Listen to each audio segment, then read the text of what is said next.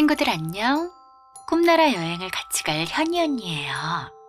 오늘 들려줄 우르르 쾅쾅 옛 이야기는 의리를 지킨 선비랍니다. 선비가 어떻게 의리를 지켰을까? 얼른 만나러 가볼까요? 좋아요. 자, 렛츠고. 의리를 지킨 선비. 강원도 산골 마을에 한 선비가 살고 있었어요. 선비는 마을에서 으뜸 가는 부자였죠. 하루는 서울에서 나그네 한 사람이 찾아와 서울 자랑을 늘어놓았어요. 정말 서울이 그렇게 살기 좋은 곳이요? 귀가 솔깃해진 선비는 많은 돈을 마련해 서울 구경을 떠났죠. 서울에 올라온 선비는 의리의리한 모습을 보자 마음이 들떴어요. 그래서 가장 비싼 음식과 값나가는 옷만 입고 돈을 흥청망청 쓰면서 서울 구경을 하기 시작했죠. 선비는 이렇게 사람들과 마음껏 놀면서 3년을 보냈답니다. 3년 동안 돈을 물수도 쓴 선비는 마침내 돈이 다 떨어지고 밥값까지 밀려서 쫓겨나게 되었어요. 며칠만 시간을 주십시오.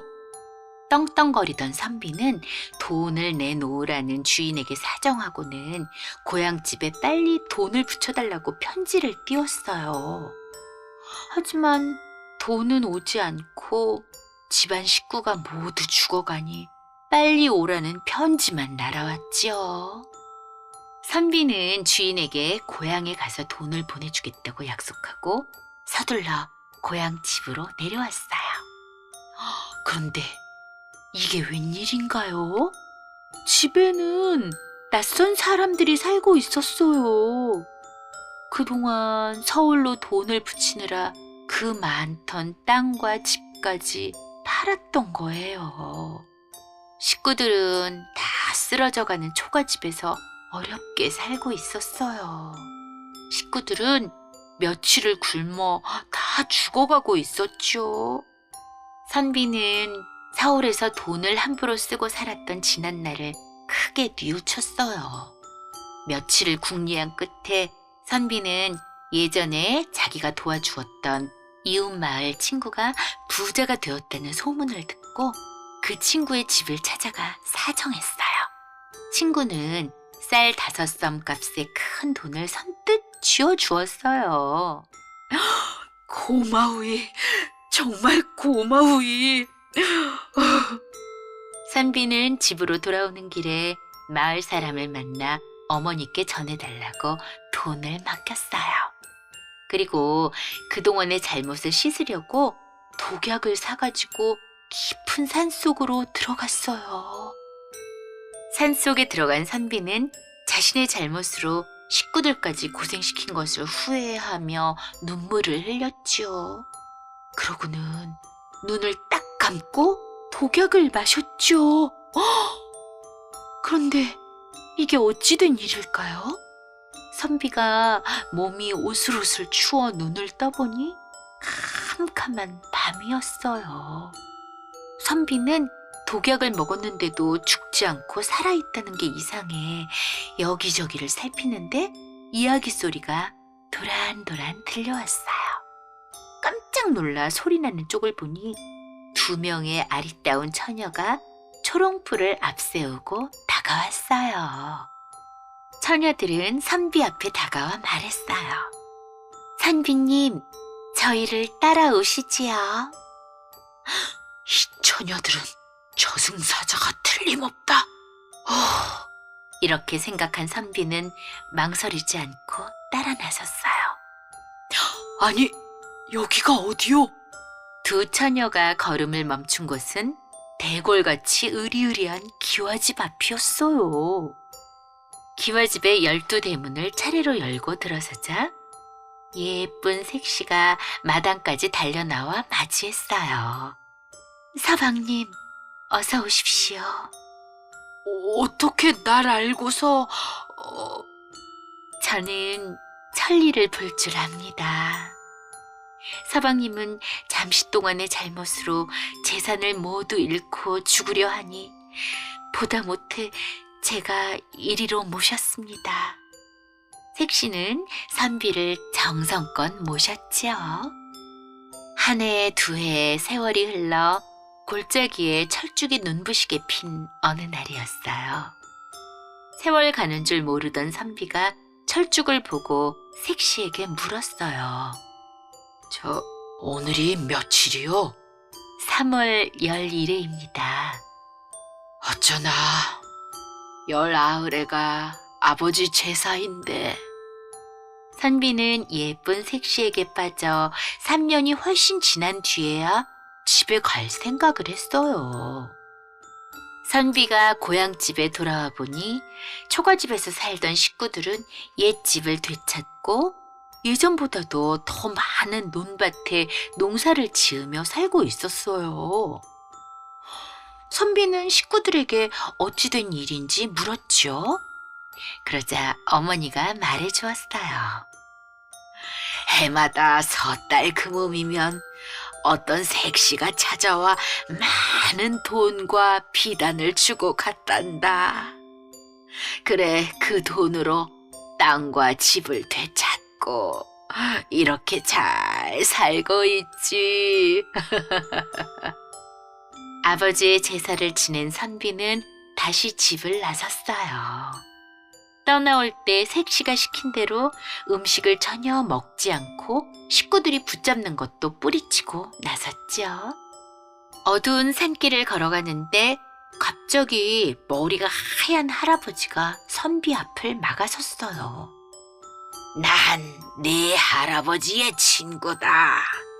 내 말을 듣지 않으면 너는 오늘 밤 안에 죽게 된다. 할아버지는 색시에 대한 비밀을 이야기해주고는 색시를 죽이는 비결을 단단히 일러주었죠. 선비가 집 안으로 들어가니 대문마다 큰 구렁이들이 자고 있었어요. 안방에는 색시가 커다란 구렁이가 되어 몸을 칭칭 감은 채 쿨쿨 자고 있었죠. 선비는 겁이 났지만 마음을 가다듬고 여봐라, 여봐라 하고 큰 소리로 불렀어요. 그제야 구렁이들이 다시 사람이 되어 선비를 맞이했죠. 이럴 수가. 선비는 구렁이가 사람으로 변해서 자기를 도와준 일을 생각하니 앞이 캄캄했어요. 다음 날 아침, 색시는 여느 때보다도 더 맛난 음식을 차려와 자꾸 먹으라고 했어요. 지난 밤에 만난 할아버지는 색시가 주는 밥을 3번씩 씹어 색시의 얼굴에 뱉어야 산다고 했는데, 어떡하지? 하지만 선비는 은혜를 갚지는 못할 망정 색시를 죽일 수는 없다고 생각하고는 그냥 꿀꺽꿀꺽 삼켰죠. 9번째 밥 숟가락을 떠서 씹어 삼키려는데 색시가 소리쳤어요. 서방님, 어서 창 밖에다 뱉으세요. 선비는 색시가 시키는 대로 창 밖으로 뱉어버렸어요. 그러자 밖에서 쿵 하는 소리가 나더니 큰 진해 한 마리가 죽어 나자빠졌어요. 색시가 따뜻한 눈길로 선비를 바라보며 입을 열었어요. 서방님, 저는 저 진해와 사이가 좋지 않았어요. 진해는 저를 죽여야 용이 될 수 있고 저는 어려운 사람 100명을 도와주어야 용이 될 수 있거든요. 서방님이 100명째 되는 분이에요. 그제야 선비는 모든 사실을 알게 되었죠. 저를 헤아리는 서방님의 깊은 마음 덕분에 이제 용이 되어 하늘로 갈 수 있게 되었습니다. 서방님은 고향으로 돌아가 새 사람이 되어 열심히 일하며 행복하게 사세요. 이윽고 안개가 자욱해지더니 색시는 용이 되어 하늘로 올라갔어요. 집으로 돌아온 선비는 성실하게 일하며 행복하게 살았답니다. 우리 친구들, 선비가 색시와 약속을 잘 지키고 은혜를 갚는다는 그런 마음을 먹어서 정말 행복하게 살게 된 거예요. 친구들, 이야기 들으면서 어땠어요? 구렁이와 지네가 나와서 좀 무섭긴 했지만 그래도 구렁이가 나중에 용이 되어 하늘로 승천을 했잖아요. 착한 마음으로 선비를 잘 돌봐주고 선비는 또 약속을 지켰기 때문이랍니다. 마음씨 착한 우리 친구들도 눈을 꼭 감고 매일 기분 좋은 아침 맞이하게요. 굿나잇. 네, 오늘도 수고하신 우리 맘들. 산골 마을에 살던 선비는 서울 구경을 나갔다가 흥청망청 돈을 쓰는 바람에 집과 재산을 모두 잃게 됩니다. 자신의 잘못으로 식구들이 고생을 하자 선비는 스스로 목숨을 끊으려고 약을 먹게 돼요. 그런데 용이 되어 하늘로 올라갈 날을 기다리던 구렁이 색시가 마지막 100번째로 어려움에 빠진 선비를 구해주면서 용이 될 준비를 하고 있었습니다. 선비는 아버지 제사를 지내고 다시 색시에게 오던 길에 할아버지의 친구로 둔갑한 지네를 또 만나고 지네에게 색시가 구렁이라는 사실과 또 색시를 죽이는 방법을 듣게 되잖아요. 그러나 선비는 색시를 끝까지 배신하지 않는 덕분에 구렁이 색시는 용이 되어서 하늘로 올라가고 선비는 다시 집으로 돌아와 잘 살게 되는 이야기 잘 들으셨죠?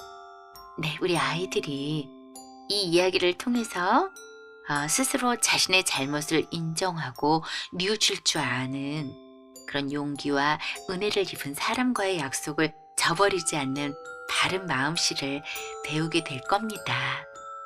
네, 밤이 깊었습니다. 예쁜 아가와 함께 푹 잠 주무시고 다음 시간에 또 만나요. 안녕.